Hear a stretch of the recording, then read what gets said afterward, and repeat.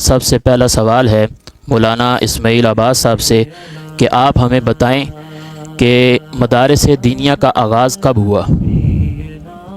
بسم اللہ الرحمن الرحیم۔ میں سب سے پہلے اللہ رب العزت کا لاکھ لاکھ شکر ادا کرتا ہوں کہ اللہ رب العزت نے کہ جب ہم نے دین کی تعلیم حاصل کرنے کی نیت کی، ارادہ کیا، تو دین کی تعلیم حاصل کرنے کے لیے اللہ رب العزت نے مرکز اسلام ادارہ فیضان مصطفیٰ جیسے خوبصورت ادارے کو ہمارا مادر علمی بنایا اور یہاں پر ہمیں دین کی تعلیم حاصل کرنے کا شرف عطا کیا۔ اس کے بعد میں نہایت ہی دل سے شکر گزار ہوں اپنے استاذ محترم عالمی مبلغ اسلام سفیر سوز و درد پیکر اخلاص و محبت میرے استاذ محترم قبلہ مولانا منصور رضا قادری صاحب کا کہ آپ نے ہمیں اس قابل سمجھا کہ یہاں پر ہمیں بیٹھ کر گفتگو کرنے کا موقع عطا فرمایا۔ دعا ہے اللہ رب العزت استاذ محترم کو صحت سلامتی والی لمبی زندگی عطا فرمائے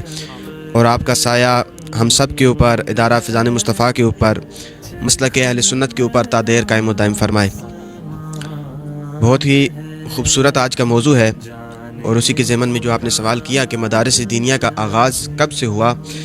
تو یاد رکھیے کہ مدارس دینیہ کا آغاز آج سے نہیں، کل سے نہیں، 1 سال قبل یا 100 سال قبل نہیں، بلکہ مدارس دینیہ کی تاریخ اتنی ہی قدیم ہے جتنی کہ اسلام کی تاریخ قدیم ہے۔ اب سادہ الفاظ میں یوں سمجھیے کہ جب آقا کریم علیہ الصلوۃ والسلام نے اسلام کا پرچم بلند کیا تو اسی وقت ساتھ مدارس کا بھی قیام وجود میں آیا۔ سب سے پہلا مدرسہ کب بنایا گیا؟ جب آقا کریم علیہ الصلوۃ والسلام مکہ میں آپ نے اعلان نبوت فرمایا تو لوگوں کو اسلام کی دعوت دینا شروع کی، تو ابھی مسلمانوں کی تعداد کم تھی، کفار کی تعداد چونکہ زیادہ تھی۔ اب وہ کفار مسلمانوں کو دین کی تعلیم حاصل کرنے پر، دین کا پیغام دینے پر، لوگوں کو دین کی دعوت دینے پر تکلیفیں پہنچاتے، آزمائشیں پہنچاتے، تو صحابہ کرام سرعام اس وقت دین کی تعلیم حاصل نہیں کر سکتے تھے۔ تو اس وقت صحابہ کرام آقا کریم علیہ الصلوۃ والسلام سے ایک مکان پر چھپ کر دین کی تعلیم حاصل کرتے۔ تو جس مکان میں چھپ کر وہ دین کی تعلیم حاصل کرتے وہ پیارے آقا علیہ الصلوۃ والسلام کے صحابی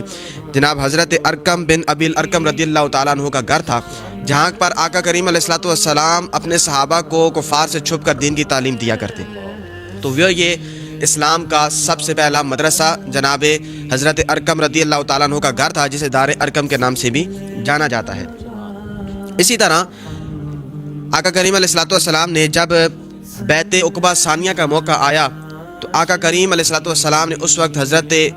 مصعب بن عمیر رضی اللہ تعالیٰ عنہ کو مدینہ میں بھیجا۔ آپ مدینہ میں گئے تو آپ نے مدینہ میں ایک مدرسہ قائم کیا جسے صفا کے نام سے جانا جاتا ہے، جہاں پر اصحاب صفا دین کی تعلیم حاصل کرتے تھے۔ اور روایات میں آتا ہے کہ 70 صحابہ کرام تھے جو ہر وقت مسجد نبوی کے اس خاص مقام پر موجود رہتے اور ہر وقت وہاں پر دین کی تعلیم کے لیے وہاں وہ موجود رہتے، دین کی تعلیم حاصل کرتے، جنہیں اصحاب صفا کے نام سے بھی جانا جاتا ہے۔ ہجرت کے بعد آقا کریم علیہ الصلوۃ والسلام وہاں پر گئے تو آقا کریم علیہ الصلوۃ والسلام نے وہاں جا کر ان لوگوں کو دین کی تعلیم دی، 70 صحابہ کرام کو دین کی تعلیم سے آراستہ کیا، پھر وہ دین کی تعلیم انہوں نے حاصل کی، پھر وہ ان کا فیض پوری دنیا میں بٹا کہ آج تک وہ دین کی تعلیم ہمارے تک پہنچ رہی ہے۔ اسی طرح جو آقا کریم علیہ الصلوۃ والسلام کے زمانہ میں مدینہ کے اندر یہ پہلا مدرسہ قائم ہوا۔ اس کے بعد جو ایک بنیادی طور پر جو خاص طور پر یہ ایک باقاعدہ آغاز ہوا مدارس کا، جسے ایک بلڈنگ بنائی گئی یا جسے ایک نام دیا گیا مدرسے کا جہاں پر دین کی تعلیم دی جاتی ہے، تو وہ تقریباً 5ویں صدی ہجری میں اس کا آغاز ہوا، جہاں پر ایک باقاعدہ اسپیشل دین کی تعلیم کے لیے جہاں پر جو ہے کہ بلڈنگ بنائی گئی اور اسے مدارس کا نام دیا گیا۔ اور اس کے بعد اس وقت سے لے کر آج تک بہت سے ایسے، جو کہ آپ جانتے ہیں جب بھی کوئی دین کے کام کے لیے نکلتا ہے، جب بھی دین کا کام کرتا ہے تو اس کے مخالف ہوتے ہیں، اسے روکنے والے ہوتے ہیں۔ تو جب اسلام کے یہ قلعے بنتے رہے، دینی مدارس بنتے رہے، تو بہت سے ظالم ایسے آئے جنہوں نے انہیں گرانے کی بہت کوشش کی، انہیں روکنے کی بہت کوشش کی، لیکن الحمدللہ آج دن تک یہ دینی مدارس کو کوئی روک نہیں سکا اور انشاءاللہ قیامت تک کے لیے کوئی دینی مدارس کے کام کو نہیں روک سکے گا۔ سبحان اللہ، ماشاء اللہ۔